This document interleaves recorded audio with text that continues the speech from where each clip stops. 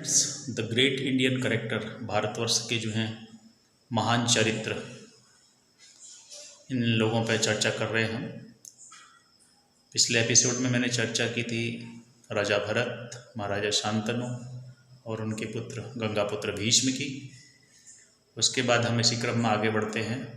महान जो लोग थे, तो इसी क्रम में अब हम आगे बढ़ेंगे। तो जब महाराजा शांतनु का विवाह सत्यवती से हुआ, तो सत्यवती से उन्हें 2 पुत्रों की प्राप्ति हुई थी। एक का नाम चित्रांगद, दूसरे का नाम विचित्रवीर्य। गंगापुत्र भीष्म ने इनकी जो है देख रेख की, क्योंकि महाराजा शांतनु जो है जब ये बहुत छोटे ही थे तो वे लोग छोड़ के चले गए थे और सारा राज्य का जो भार था वो भीष्म पितामह के कंधों पे था। जब ये दोनों राजकुमार युवावस्था को हो गए तो चित्रांगद जो है किसी दिन किसी से उसका झगड़ा हो गया। झगड़े में गंधर्व के हाथ में उसकी मृत्यु हो गई। तो भीष्म पितामह ने गंधर्वों पे कोई बदले की भावना या बदला लेने की कार्रवाई नहीं की, क्योंकि उन्हें पता चला कि गलती जो है चित्रांगद की ही थी। तो उन्होंने छोड़ दिया और राजा जो है विचित्रवीर्य को नियुक्त किया। विचित्रवीर्य जो है क्षय रोग से पीड़ित था और उसका विवाह का भी बहुत दिक्कत आ रही थी। कौन करेगा उसके साथ विवाह। इसी बीच कुछ राजनीतिक कारणों की वजह से भीष्म पितामह ने जो है काशीराज की 3 कन्याओं का अपहरण कर लिया। ये कहानी आप जानते होंगे। तीनों का नाम था अम्बा, अंबिका और अम्बालिका। अम्बा ने जो है विचित्रवीर्य से विवाह करने को मना कर दिया और 2 जो छोटी बहनें थी अंबिका और अम्बालिका, उन्होंने विवाह कर लिया। क्योंकि ये क्षय रोग से पीड़ित थे, इनके संतान होने की भी संभावना लगभग क्षीण थी। तो सत्यवती जी ने जो है अपने ये गंगापुत्र भीष्म को कहा कि तुम जो है महर्षि वेदव्यास को बुलवाओ। महर्षि वेदव्यास का पता वगैरह उन्होंने बताया कि ये कुरुक्षेत्र आदि क्षेत्रों में ही कहीं रहते हैं, वहाँ से किसी तरीके से भी तुम पता लगाओ, पूछो कहाँ हैं आजकल और उनको जो है मेरा संदेश दो, वो आ जाएंगे। तो भीष्म पितामह चले गए सत्यवती के आदेश का पालन करते हुए और उन्हें मिल भी गए महर्षि वेदव्यास। और जब उनको लेके आए तो उन्हें ये पता चला कि जो है सत्यवती महर्षि वेदव्यास की माता भी हैं। उसके बाद जब यहाँ आए तो उन्होंने सत्यवती ने उनसे कहा कि पुत्र, जिस तरह से तुम्हारे पिता महर्षि पाराशर ने वेद मंत्र बल से तुमको मेरे हाथों में प्रकट कर किया, ठीक उसी तरह से तुम भी मेरी दोनों पुत्र वधुओं को जो है पुत्र दो। महर्षि वेदव्यास को ने कहा कि माता, यह संभव नहीं है, क्योंकि तुम्हारी जो पुत्र वधुएं हैं वो इसी योग्य नहीं है, उनमें तपस्या का बल नहीं है। यदि ऐसा हो सकता है तो कम से कम उन्हें 1 वर्ष की अवधि तक तप करना होगा। तो सत्यवती ने कहा कि पुत्र, समय नहीं है, विचित्रवीर्य की हालत बहुत ख़राब है, तुम जानते हो, कभी भी वो जो है जा सकता है। तुम तो त्रिकालदर्शी महात्मा भी हो, तुम्हारे पिता ने तो मुझे तुम्हारे प्रकट होने पर ही बता दिया था, तो तुम आगे हस्तिनापुर का भविष्य और मेरे बच्चों का भविष्य बताओ। तो महर्षि वेदव्यास ने कहा कि माता, भविष्य जानना उचित नहीं होता है और अतः आप भविष्य को जानने की कोशिश न करें। कई बार भविष्य जानना बिल्कुल ठीक नहीं होता है। तो सत्यवती ने कहा ठीक है पुत्र, तो तुम ऐसा करो कि जो है मंत्र बलों से जैसे भी हो मेरी पुत्र वधुओं को बालक दो, ताकि हमारा जो है वंश आगे चलता रहे। महर्षि वेदव्यास ने तो कहा कि यह संभव नहीं हो पाएगा, परंतु माता ने कहा नहीं, कुछ भी हो, तुम जो है सिद्ध पुरुष हो और कोई बहानाबाजी नहीं चलेगी। अब माता ने कह दिया तो कह दिया। तो उन्होंने कहा ठीक है, तो इनके जो बालक होंगे तो इनके गर्भ से ही होंगे, मैं मंत्र बलों का प्रयोग करता हूँ। तो उसके बाद उन्होंने मंत्र बलों का प्रयोग किया। अंबिका और अम्बालिका से जो है एक एक पुत्र हुआ और एक जो है दासी पुत्र हुआ, क्योंकि इन्होंने महर्षि वेदव्यास ने बताया था, अपनी माँ को बता दिया कि जो है तुम्हारी जो ये बड़ी पुत्र वधू है अंबिका, ये जो है मंत्र बलों का प्रयोग करते समय भयभीत हो गई, आंखें बंद कर ली, इसलिए जो इसका बालक होगा वो जन्मांध होगा। और दूसरी वाली ने जो है भय से वो बहुत भयग्रस्त हो गई, तो उसका शरीर ही पीला पड़ गया, इसलिए उसका भी जो बालक होगा वो जो है पांडु रोग से पीड़ित होगा। तो एक काणा और दूसरा रोग ग्रसित।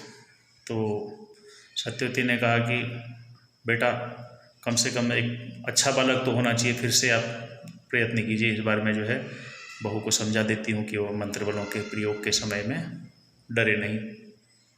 परंतु जो है अंबिका ने क्या किया, उसने चुपके से अपनी दासी को कहा कि तुम चली जाओ महर्षि वेदव्यास के सामने और वो कुछ मंत्र का प्रयोग करेंगे।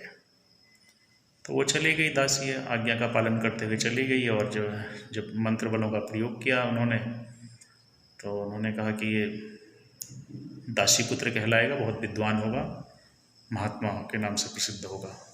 तो ये महात्मा विदुर जो हैं इन्हीं के पुत्र थे, दासी के। तो अब ये तो हमने चर्चा कर ली। अब इन तीनों में जो सबसे मुख्य कैरेक्टर है वो महात्मा विदुर। तो महात्मा विदुर के बारे में जानकारी लेते हैं। महात्मा विदुर कौन थे? असल में महात्मा विदुर जो है यमराज थे। तो यमराज को जो है एक ऋषि का श्राप मिला था। एक बार क्या हुआ कि एक राजा ने जो है साधु को, ऋषि थे, उनको जो है उनके सैनिक जब चोरी के आरोप में लेके आए तो इन्होंने जो है उनको जो है दंड दे दिया, मृत्युदंड दे दिया। सिद्ध पुरुष थे। तो जब वह उनकी मृत्यु हुई तो वो जो है यमलोक में गए। यमलोक में जाकर के उन्होंने कहा कि यमराज, यमदेव, मैंने अपने जीवन काल का ऐसा कौन सा पाप किया है कि मुझे मृत्युदंड मिला? आप पता लगाओ, क्योंकि जहाँ तक मेरा जो मानना है मैंने कोई ऐसा पाप नहीं किया है जो मेरे लिए मृत्युदंड का कारण बने। तो यमदेव ने कहा कि हाँ, ये जो है गलती से हुआ है, आपके साथ ऐसा नहीं होना चाहिए था। सब कुछ चेक करने के बाद उन्होंने जब ये कहा तो वो ऋषि ने जो है उनको सलाम दे दिया कि तुम्हारा स्वर्ग लोक से पतन होगा और तुम जो है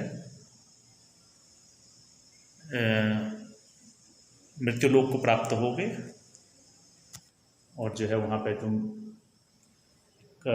दासी पुत्र के रूप में तुम्हारा जन्म होगा। तो ये श्राप यमराज को लगा था। तो वो जो है इस जन्म में जो है दासी पुत्र विदुर के नाम से प्रसिद्ध हुए, मतलब वो यहाँ अवतरित हो गए।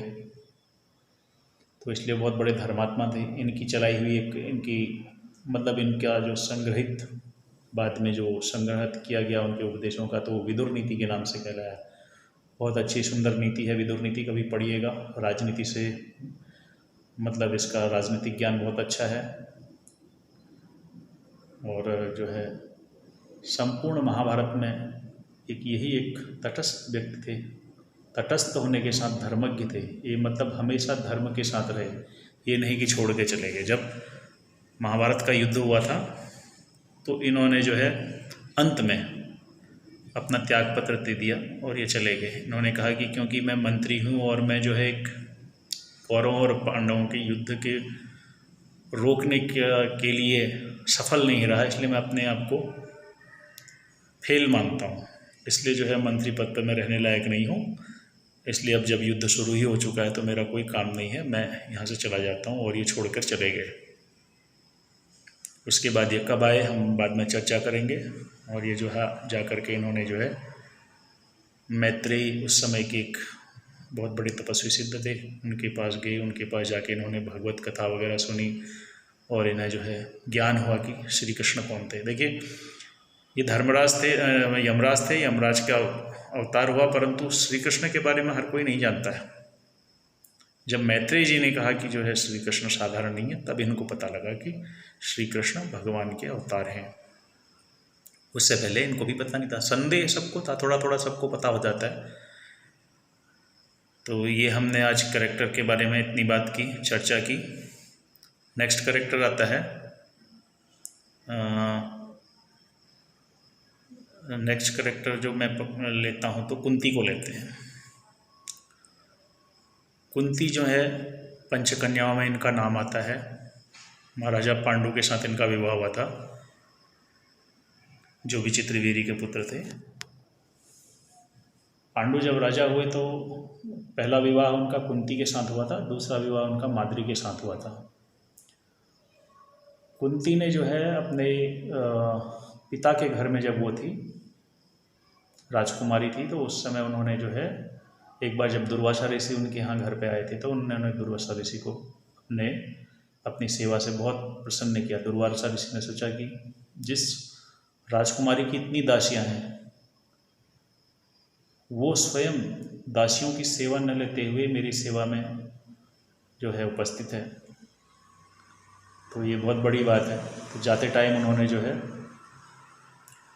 कुंती को एक मंत्र दिया और कहा कि बेटी, मैं तुम्हें ये जो मंत्र दे रहा हूँ, इस मंत्र की यह शक्ति है कि अगर तुम इससे आह्वान करना करो, किसी को भी अगर तुम बुलाना चाहो, किसी भी देवता को, तो वो तुम्हारे पास आएगा। यदि तुम्हें कोई चीज़ की आवश्यकता हो तभी देवता को बुलाना, क्योंकि देवता जो है खाली हाथ नहीं जाते हैं, इसलिए इस मंत्र पर विश्वास रखना। तो जो है कुंती ने वो उनको धन्यवाद किया और मंत्र को जो है ले लिया। मंत्र लेने के बाद जो है कुंती के बारे में आपको पता है, जब दुर्वासा ऋषि चल गए कुछ दिनों बाद उन्होंने क्या किया कि प्रातःकाल जब सूर्य को जब अर्घ्य वगैरह देते हैं हम लोग सभी स्नान के बाद, तो उन्होंने भी अर्घ्य दिया। तो उन्होंने क्या किया कि दुर्वासा जी ने कहा है, कहीं मुझे ऐसा ही एक बच्ची समझ करके कि ऐसे ही तो उपहास तो नहीं किया मेरा, या मजाक तो नहीं किया कि मतलब मंत्र देता हूँ बोल के, लेट मी ट्राई। तो उसने ट्राई किया और सूर्य देवता का आह्वान कर दिया। सूर्यदेव मानव रूप में आ गए। तो उन्होंने कहा कि कुंती को, आपने मुझे बुलाया है, बोलिए क्या कारण है। तो कुंती ने कहा कुछ नहीं, मैंने ऐसे ही जो है मंत्र का प्रयोग किया था। तो उन्होंने कहा परंतु तुम्हें दुर्वासा जी ने बताया भी था कि हम देवताओं का आह्वान करने पर वो खाली हाथ नहीं जा सकते, मेरा वापसी का मार्ग संभव नहीं है जब तक मैं तुम्हें कुछ न दे दूं, बोलो तुम्हें क्या चाहिए। तो कुंती ने मुंह नहीं खोला, उसको क्या कमी है, राजकुमारी है, कुछ नहीं बोली। तो उन्होंने कहा अच्छा मैं ठीक है, मैं तुम्हें एक पुत्र देता हूँ, तुम इसकी माँ कहलाओगी। तो उन्होंने जो है एक पुत्र, दिव्य पुत्र कुंती को दे दिया। बोला ये बहुत महान बालक होगा, इसका पालन पोषण करना। अब कुंती उस बालक को लेके आएगी। उसने कहा कि अभी कोई अगर राजमहल में देखेगा क्या सोचेगा, किसका बालक है, कौन है, क्या है। तो उसने उस बालक को जो है एक बॉक्स में रखा और चुपके से नदी किनारे जाके नदी में बहा दिया। उसके बाद फिर जब इनका आगे जो है जाके विवाह हो जाता, तय हो गया महाराजा पांडु के साथ, तो पांडु को जो है एक जंगल में जो है एक ऋषि और उनकी पत्नी की हत्या का श्राप लग गया। श्राप में उनको ये श्राप लगा कि ऋषि ने श्राप दिया था, असल में ऋषि जो है अपनी पत्नी के साथ धर्म चर्चा कर रहे थे और जो है अगले दिन के यज्ञ इत्यादि की जो है रूपरेखा तैयार कर रहे थे, संविदा वगैरह का क्या क्या लेके आना है, जंगल से क्या क्या चाहिए, कौन कौन सी लकड़ी चाहिए, ये वो सब बातें कर रहे थे। तो निकट ही बैठे थे, तो इन्होंने एक शब्द वेदी बाण चला दिया था पांडु ने।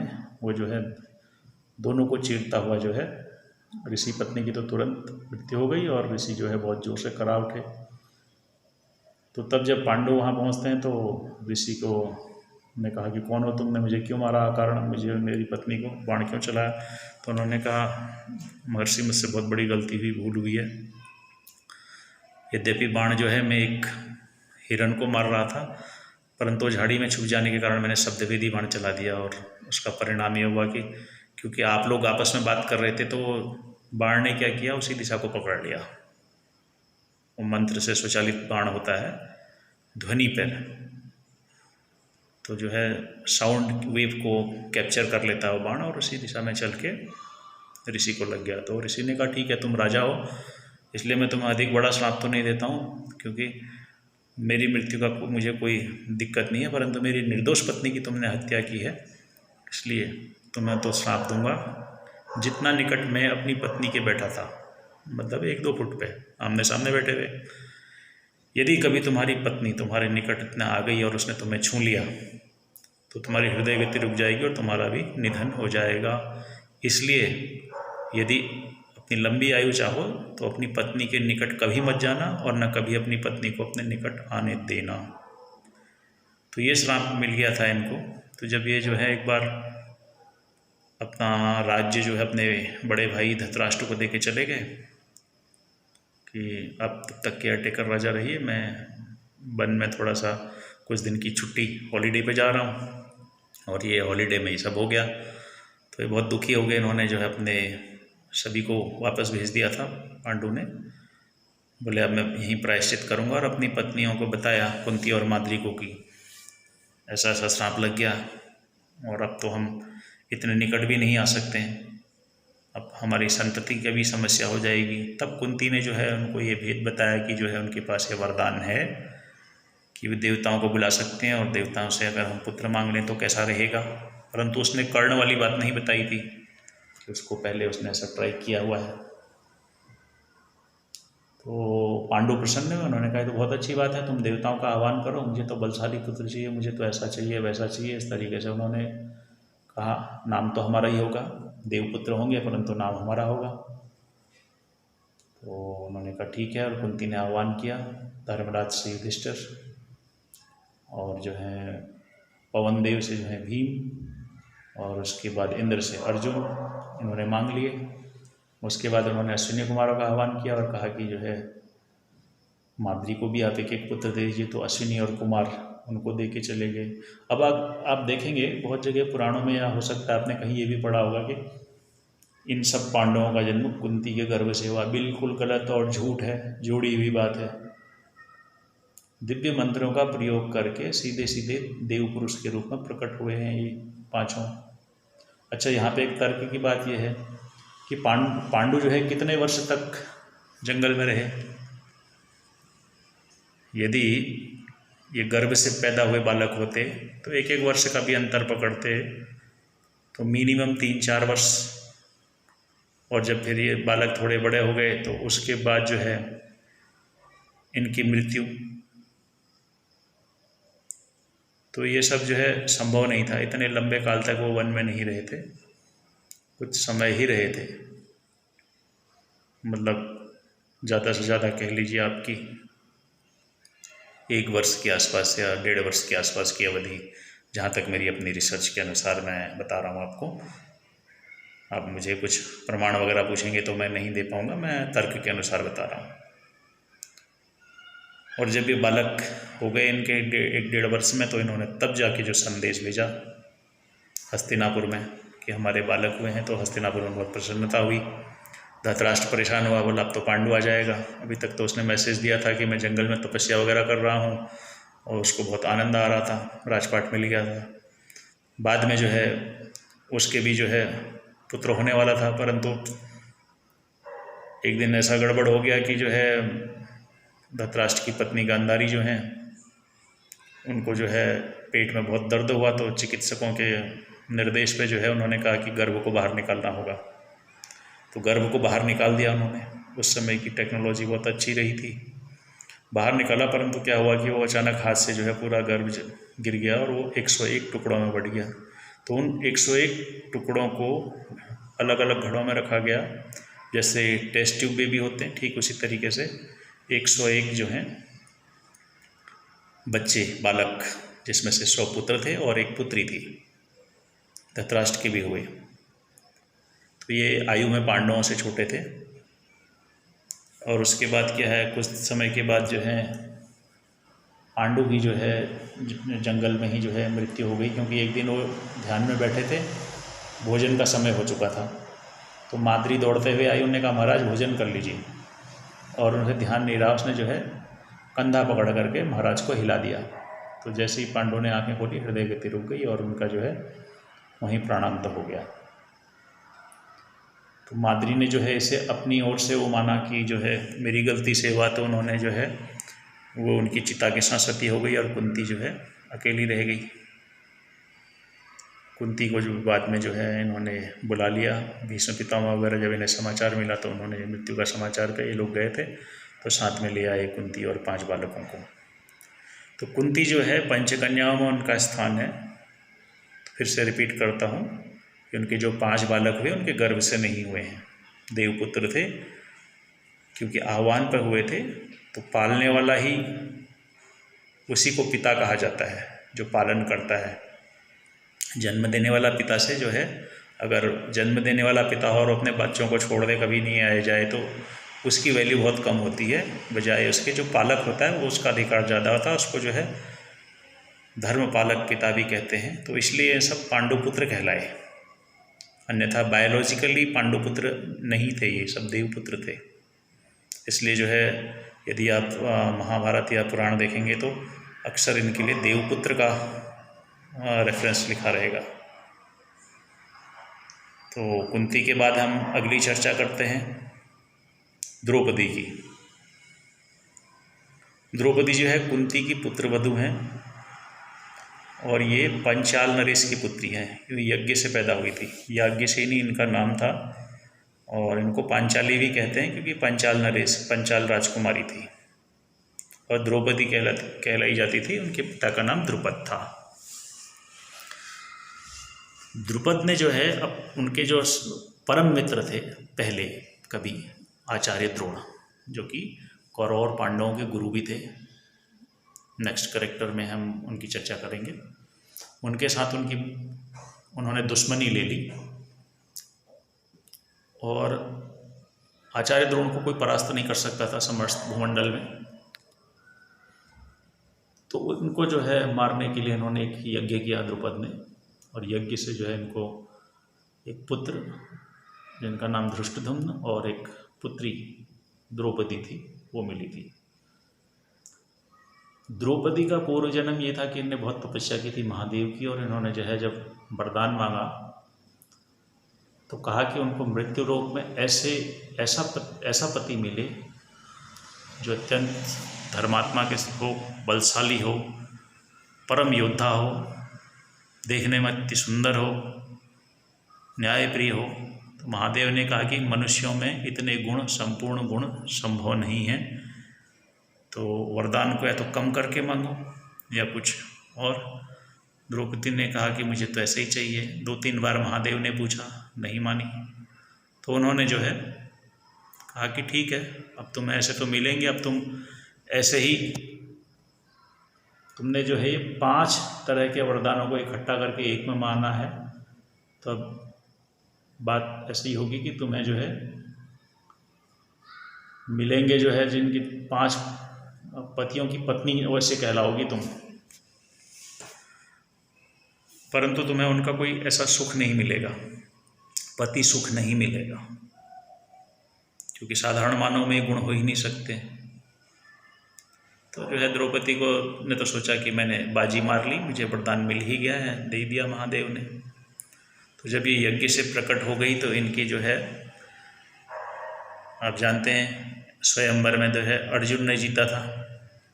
अर्जुन ने इनको पत्नी बना के ले आया, परंतु जो है युधिष्ठिर ने जो है उस दिन जो है मजाक में अपनी माता को कह दिया, माँ जरा देखो आज भिक्षा में जो है हमें कुछ नहीं मिला है और केवल जो है अर्जुन को मिला। तो माता ने कहा ठीक है बेटा, आपस में बांट लो। वापस मुड़ के जब देखा तो उन्हें बड़ा कष्ट हुआ। उन्होंने कहा मैंने ये कह दिया, अब ये युधिष्ठिर है, वचन का पक्का, आदेश का पालन करने वाला, अब क्या किया जाए।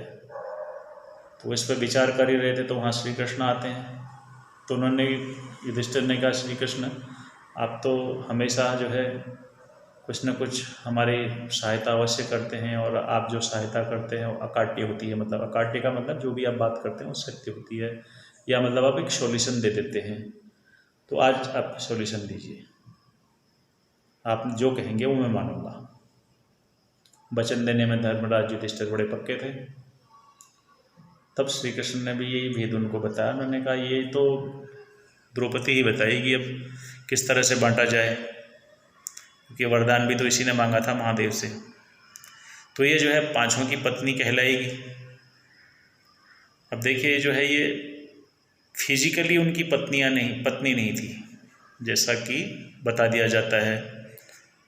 कई लोग जस्टिफाई करने लगते हैं द्रौपदी के भी तो 5 पति थे, तो ये मानसिक पति थे, शारीरिक रूप से नहीं। और इनके द्रौपदी भी जो है पंचकन्या कहलाई, इनके भी 5 पुत्र हुए, परंतु वो संकल्पित यानी वही मानसिक मंत्रों के द्वारा द्रौपदी ने जो है मंत्रों के द्वारा ही 5 पुत्र प्राप्ति किए, जो देखने में जो है 5 पांडवों जैसे ही लगते थे। तो ये भी एक क्लियरिटी मैं दे रहा हूँ आपको कि द्रौपदी के 5 पति केवल मानसिक पति थे। आपने कहीं सुना कि युधिष्ठिर की पत्नी द्रौपदी, अर्जुन की पत्नी द्रौपदी, भीम की पत्नी द्रौपदी? नहीं, कभी नहीं सुना होगा। धर्मराज ने तो अगर देखा जाए तो युधिष्ठिर ने विवाह ही नहीं किया है, केवल इंद्रप्रस्थ की पटरानी और बाद में हस्तिनापुर की पटरानी के रूप में जो है द्रौपदी बैठती थी सम्राट युधिष्ठिर के बाएं भाग में। इसके अतिरिक्त द्रौपदी का कक्ष अलग था, द्रौपदी का महल अलग था, कोई पांडव वहाँ रहने नहीं जाता था, क्योंकि वो उनका जीवन ही ऐसा था। उनको वरदान कह लो या स्नाप स्वरूप वरदान कह लो, ऐसा ही था। इसीलिए जो है द्रौपदी की गणना जो है पंचकन्याओं में हुई। यदि उनके पुत्र होते तो फिर वो कन्या नहीं रह जाती ना। तो आशा है कि आज के जितने भी हमने बात की ये आपको समझ में आया होगा। और कोई यदि आप कमेंट करना चाहें तो वीडियो पे कमेंट कीजिएगा। I would like to reply that comment also. और कोई भी मन में संदेह हो तो कृपया ज़रूर अवगत कराएं मुझे। तो आज के लिए यहीं क्लोज करता हूँ। नेक्स्ट चैप्टर तक के लिए हरे कृष्ण।